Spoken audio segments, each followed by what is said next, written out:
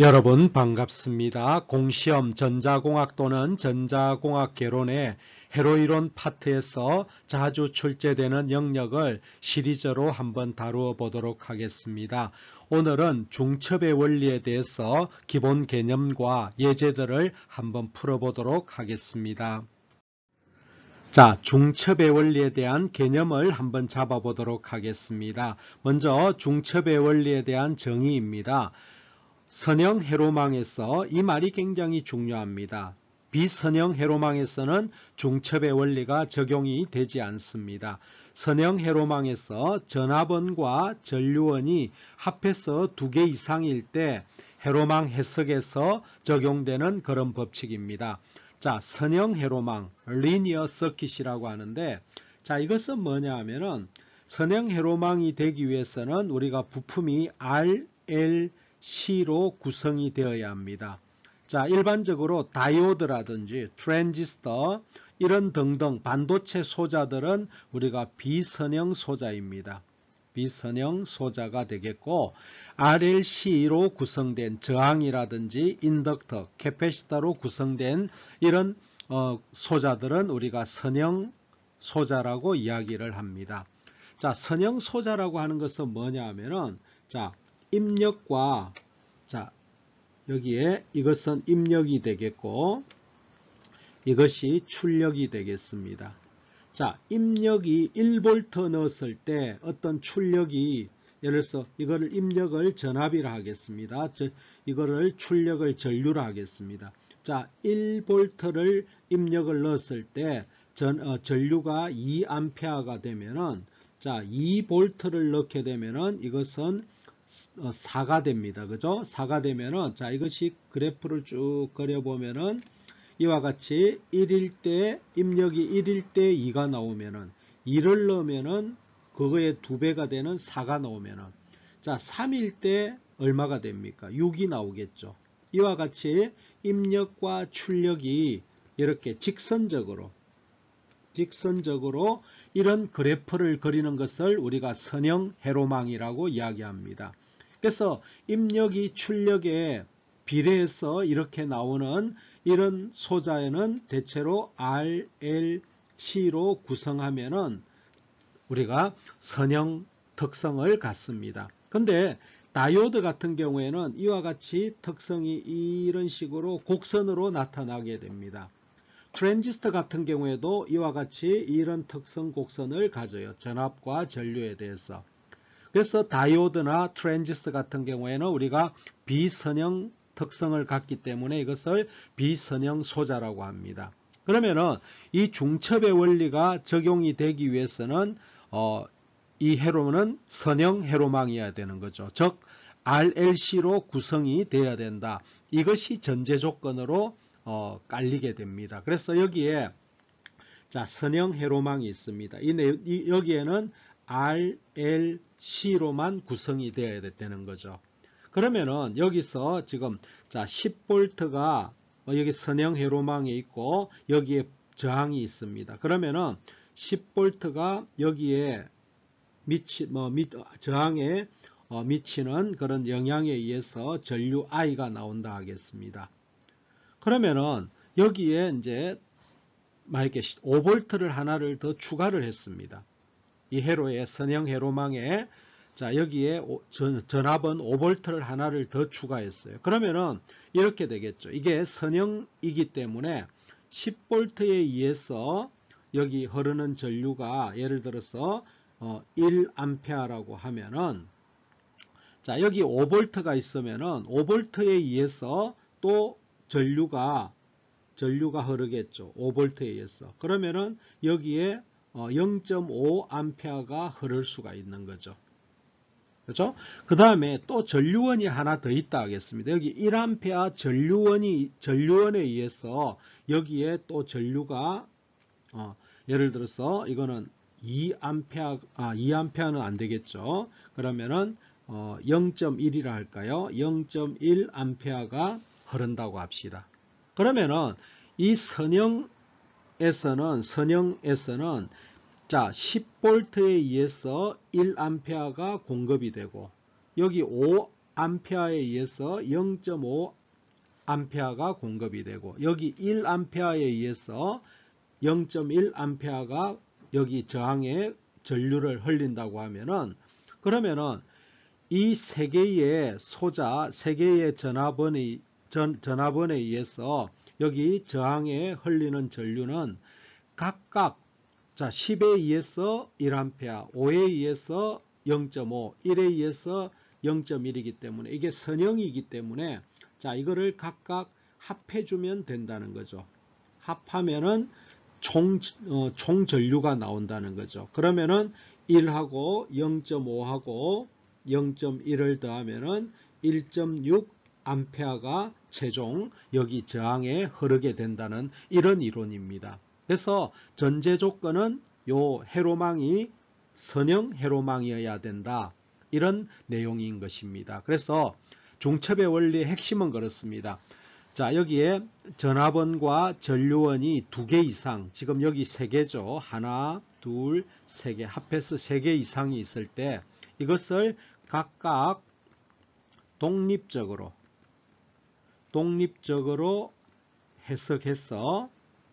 해석을 해서 최종 합해주면은 최종 결과가 나온다는 이런 정리가 중첩의 원리가 되겠습니다. 자, 그러면은 중첩의 원리 적용에 대해서 알아보도록 하겠습니다. 자, 여기 보니까 전압원이 2개, 전류원이 1개인 그런 전류원으로 구성이 되어 있고, 자, 오른쪽 파트는 저항으로 구성된 선형 회로망이 되겠습니다. 그러니까 이 전압원과 전류원이 이 선형 회로망에서 영향을 미쳐가지고 여기에 전류가 이 마지막 부하 저항에 전류를 공급하게 됩니다. 그러면 이 전류를 구하는 이 해석 문제가 중첩의 원리 적용이 되겠습니다. 그러면은 이것을 이제 그러면 독립적으로 전류원, 그 다음에 전압원 이것을 독립적으로 해석해서 여기에 흐르는 전류를 최종 전류를 계산하도록 그렇게 하겠습니다. 그러면은 첫 번째 이 세 개 중에 어느 걸 먼저 해도 되지만은 그러면은 전류원 1A에 의해서 여기 흐르는 전류 I를 해석해 보도록 하겠습니다. 그러면은 자 여기서 여러분들이 여기 이제 적용해서 첫 번째 룰이 뭐냐 하면은 자 지금 요거에 대해서 지금 요 전류를 계산하는 게 문제니까 나머지 2개는 이제 조용히 죽어 있어야 되는 거죠. 그러면은 이 전압원은 단락을 시킵니다. 이게 없어지는 것이 단락을 시켜야 되는 거죠. 그러니까 5V하고 10V는 죽어 있어야 되는 거죠. 그러니까 이거는 단락이 되는 거예요. 그래서 이거를 우리가 적용을 해보면은 이와 같이 1A에 의해서 여기 흐르는 전류를 계산할 때는 자 여기에 전압원과 전류원은 죽어 있어야 되는데 어떻게 죽느냐? 전압원은 단락을 시킨다는 거죠. 자, 단락입니다. 이렇게 해놓고 회로를 해석해놓고 1A에 의해서 여기에 흐르는 전류를 계산을 하게 되는 것입니다.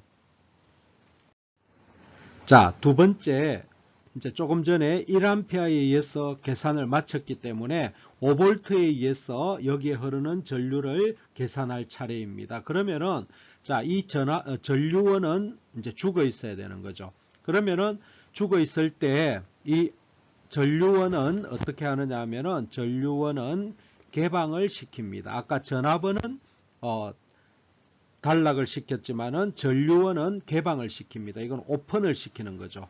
개방이라는 것은 오픈, 개방을 시키는 겁니다. 그 다음에 이 전압원, 이거는 아까와 같이 전압원은 이거는 단락을 시키는 거죠. 쇼트죠. 쇼트를 시키게 되는 것입니다. 자, 그러면은 이렇게 해서 우리가 회로를 다시 재구성을 해보면은 자, 5V에 의한 전압원 I를 구하기 위해서 회로를 그려보면은 자, 여기에 있던 전류원은 없어졌죠. 여기 원래 전류원이 1A 있었는데 개방이 되니까 없어지는 거죠. 그 다음에 여기에 10V는 단락을 시키니까 여기가 이 단자가 단락이 됩니다. 그래서 5V에 의해서 여기 전류를 계산하게 될 겁니다. 자, 조금 전에 우리가 1A에 의해서 여기 전류와 그 다음에 5V에 의해서 여기 전류를 우리가 회로를 해석했습니다. 그러면은 남아있는 것은 10V죠. 이거에 대해서 여기에 전류를 해석하고자 하니까, 자, 이것은 개방을 시킵니다. 전류원은 개방. 자, 이것은 전압원은 단락을 시킵니다. 이것은 단락을 우리가 시키고, 여기 10V에 의해서 여기 흐르는 전류만을 계산을 하면 됩니다. 이것을 우리가 이제 회로를 다시 재구성해 보면은 10V 전압원에 의한 전류를 해석하기 위해서는, 자, 이것은 지금 개방이 됐죠. 개방이 됐으니까 여기 없어졌고, 5V는 여기 단락을 시켰죠. 그러면은 10V에 의해서 여기 10V가 남아 있습니다. 그래서 여기에 흐르는 전류를 해석하게 될 겁니다. 자, 우리가 조금 전에 각각 전류원과 5V 전압원, 10V 전압원에 의해서 여기 I를 구하는 그런 회로를 우리가 구성을 해 봤습니다. 그래서 자, 우리가 첫 번째 1A에 의해서 전류를 계산하니까 예를 들어서 이게 0.2A가 나왔다고 합시다. 그 다음에 두 번째 회로 해석에서 5V 전압원에 의해서 전류가 1A가 나왔다고 하겠습니다.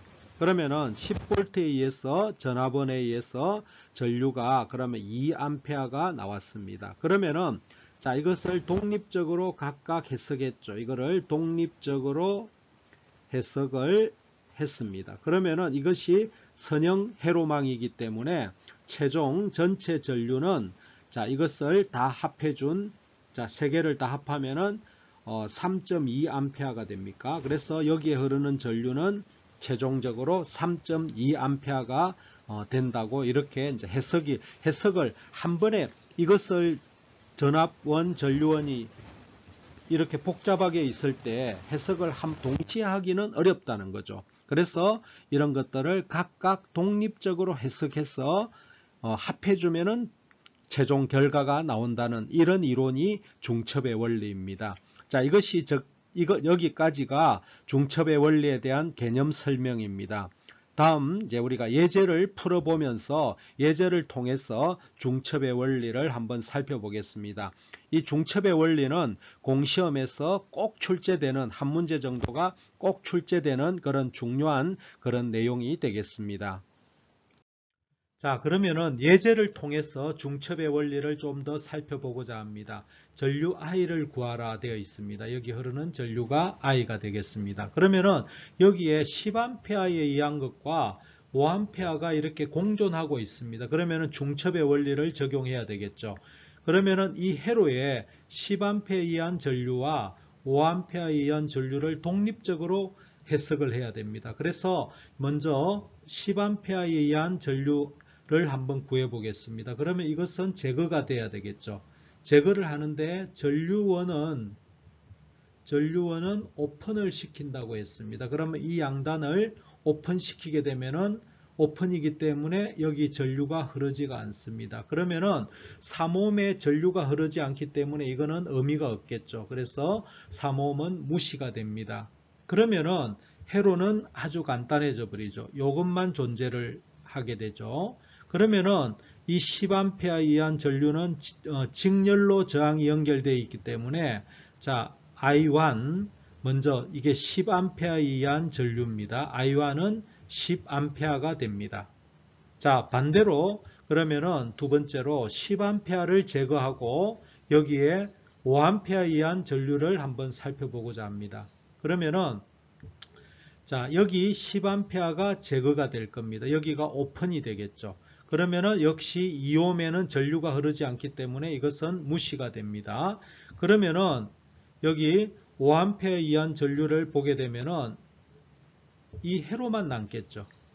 이 회로만 존재를 하기 때문에 5A에 의한 전류는 여기에 이런 식으로 흐르기 때문에 자, 5A에 의한 I2는 역시 5A가 됩니다. 그러면은 여기서 우리가 볼 때에 여기 10A 이하인 전류도 이렇게 흘러 들어갑니다. 전류의 방향을 고려해야 됩니다. 5A도 이렇게 흘러 내려오겠죠.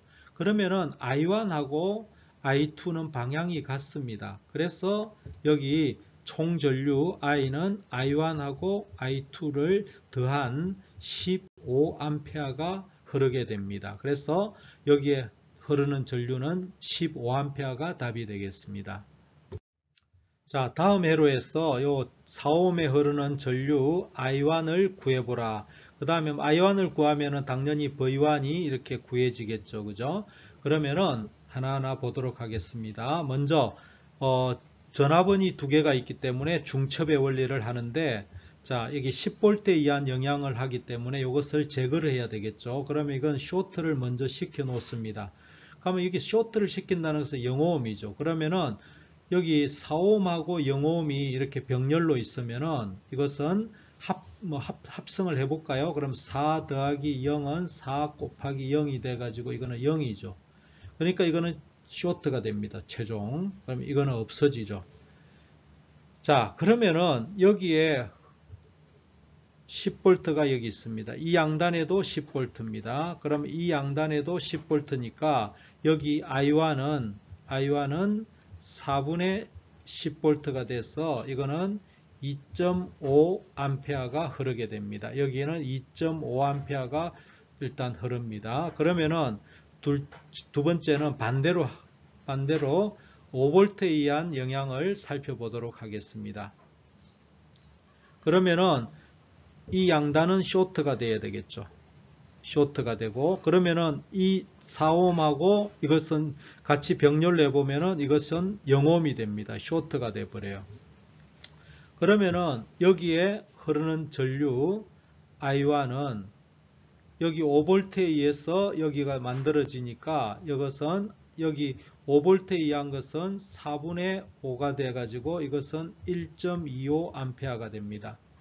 그러면은 자, 여기로는 1.25가 가고 여기로는 2.5가 되니까 전체 흐르는 전류는 이 두 개를 더해주면 됩니다. 그러면은 반대 방향이죠. 그죠? I1은 마이너스 방향이니까 2.5A 빼기 1.25A를 해야 이쪽 방향으로 1.25A가 흐르게 됩니다. 그래서 답은 I1은 1.25A가 되겠습니다. 그러면은 여기서 참고로 그냥 V1을 구해보면은 V1은 I1 곱하기 4옴이 되겠죠. 그럼 I1은 1.25A가 되겠고 곱하기 4를 하면은 5V가 저항 4옴에 걸리게 될 겁니다. 자, 다음 회로에서 4옴에 흐르는 전류 I1과 4옴 양단에 걸리는 전압 V1을 한번 구해 보도록 하겠습니다.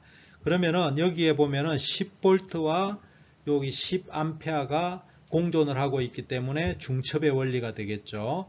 그러면은 이것을 할 때 먼저 10V에 의한 영향을 살펴보도록 하겠습니다. 그러면은 이것은 오픈이 돼야 되겠죠. 그러면은 이것은 오픈되기 때문에 이 이웃단은 의미가 없습니다. 그죠? 그러면은 저항 3개와 10V에 의해서 요 I1을 구해 보겠습니다. 그러면은 이것을 구하는 방법이 여기에 이 3개의 합성 저항을 구해 가지고 여기에 전류를 구하고 이게 전류 분배 법칙을 사용하면은 구할 수도 있겠습니다만은 저는 이 방법보다는 또 다른 방법을 통해서 여러분들한테 팁을 드리도록 하겠습니다. 자, 뭐냐 하면은 자, 여기가 이제 접지가 되겠습니다. 그러면 여기 양단이 10V면은 이 4옴에 걸리는 여기 걸리는 전압도 10V가 될 거고 이 4옴 두 개의 이 양단에 걸리는 전압도 10V가 됩니다. 그러면은 여기서 이 4옴 양단, 4옴, 4옴, 8옴이죠. 그죠? 그러면 여기에 흐르는 전류는 I는 8분의 10V가 돼서 이것은 1.25A가 됩니다. 이것은 10V에 의해서 흐르는 I1을 계산해 보니까 1.25가 흐릅니다. 자, 그러면은 10V에 의한 영향은 다 끝났고, 그 다음 10A에 의한 영향을 살펴보겠습니다. 자, 여기 보면은 10A가 이쪽으로 전류가 흐르게 됩니다. 그러면은 이것을 10V, 전압은 쇼트라 했죠. 이것을 쇼트를 시킵니다. 그러면은 이 쇼트하고 이게 쇼트라는 것은 0ohm이죠. 이 4ohm하고 이렇게 병렬로 하면은 이것은 전체가 0ohm이 됩니다. 왜냐하면은 4 더하기 0, 4 곱하기 0은 0이죠. 그러면은 이것하고 이것은 합해봤자 합성하면은 0ohm이 됩니다. 이것이 4ohm이 그러니까 없어지는 거죠. 자, 이런 경우에 여기 10A가 흘러옵니다. 여기 10A입니다. 그럼 이 점에서 전류 분배가 되는데 4, 4죠. 동일하게 분배가 되겠죠. 여기 5A, 여기 5A가 됩니다. 자, 그러면은 이제 다 끝났습니다. 자, 5가 아니죠. 10A죠. 10A에 의해서 I1을 구하니까 이것은 반대로 흐르죠. 전류가. 여기 표시된 전류하고 반대로 흐르니까 이것은 마이너스 5A라고 해야 됩니다. 그러면은 전체 전류, 전체 I1은 이 두 개 한 것을 더해야 되기 때문에 마이너스 3.75A가 됩니다. 자, 이 말은 무슨 말이냐면 여기에 V1, 10V에 의해서는 여기 1.25A가 흐르고 이쪽으로 흐르기 때문에 두 개가 전류의 방향이 반대죠. 그러니까 빼줘야 됩니다. 큰 쪽으로 전류가 흐르게 됩니다. 그래서 이쪽으로 3.75A가 흐르게 되는 겁니다. 그래서 전체 I1은 이렇게 되겠고, 그 다음에 여기 그러면은 걸리는 전압은 V1은 어떻게 되냐면은 4ohm 곱하기 마이너스 3.75A 하게 되면은 이거 계산하면은 15V가 됩니다. 그러면은 이게 15V가 어떻게 걸리느냐 하면은 15V가 이게 V1을 이렇게 표시되어 있는데 실제는 이렇게 걸린다는 겁니다. 15V가 이렇게 걸린다는 거예요. 그래서 이것을 계산할 때는 이제 V1이 이렇게 표시가 되어 있기 때문에 이것은 정확하게 하면은 전압의 크기는 15V지만은 V1은 부호까지 해주면은 실제는 마이너스 15V가 정확한 답이 되겠습니다. 여기 V1이 방향이 설정이 되어 있기 때문에 그렇습니다. 여러분 수고하셨습니다. 중첩의 원리에 대한 강의를 마치도록 하겠습니다. 중첩의 원리는 공시험에서 꼭 한 문제 정도 출제되는 중요한 영역입니다. 여러분들이 공부하시다가 질문이 있게 되면은 여기 전화번호나 아니면은 여기 이메일 주소를 통해서 질문해 주시면 되겠고, 또 아닌 학생들은 또 엘리메듀넷 홈페이지에 들어오게 되면은 하단부에 카톡으로 질문하기가 있습니다. 이것을 통해서 저에게 어떤 질문이라도 해주시면 성의껏 답변해 드리도록 하겠습니다. 감사합니다.